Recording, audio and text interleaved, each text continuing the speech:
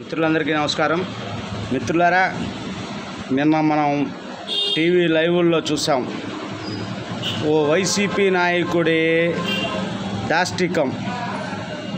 ఆయనే మన జగన్మోహన్ రెడ్డి గారికి అత్యంత ప్రీతిపాత్రుడు దువ్వాడ శ్రీనివాస్. ఆయన విన్యాసాలు మనం లైవ్లో చూసాం, టీవీల్లో వీటిల్లో. ఈ ఎమ్మెల్సీ దువ్వాడ శ్రీనివాసరావు ఎలక్షన్ ముందు మన జనసేన అధినేత పవన్ కళ్యాణ్ గారిని వ్యక్తిగతంగా ఎంత టార్గెట్ చేశాడో మనందరం చూసాం. కర్మ గుర్తుపెట్టుకోండి వైసీపీ నాయకులారా, కర్మ ఎవడిని వదిలిపెట్టదు. అది ఎవడు అతీతం కాదు.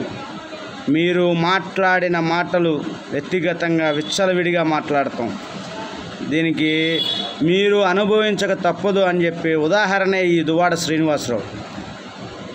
ఇతను మాట్లాడిన మాటలు పవన్ కళ్యాణ్ ఎన్ని పెళ్ళిళ్ళు చేసుకుంటావు, ఆయన పరిస్థితి ఏంటో ఆయనకి అర్థం కావట్లా, రాష్ట్ర ప్రజలు అసలు అర్థం కావట్లా.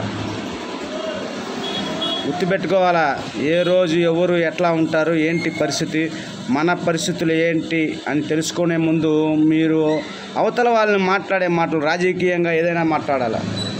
ఒక విషయం వస్తే మీరు వ్యతిరేకించవచ్చు రూలింగ్ పార్టీ వాళ్ళు మిమ్మల్ని వ్యతిరేకించవచ్చు, కానీ ఏదైతే వ్యక్తిగత దూషణలు ఉన్నాయో అవి ఇవాళకైనా సరే మీరు తగ్గించుకుంటే మంచిదని చెప్పేసి మీకు అందరికీ వీడియో పరంగా మనవి చేసుకుంటా ఉన్నా.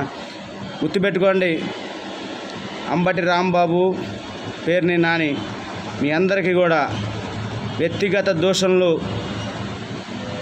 మంచిది కాదు అని చెప్పేసి మీకు ఈ వీడియో పరంగా మనం చేసుకుంటాం. మీ శ్రీకాంత్ గుప్తా, జనసేన పార్టీ.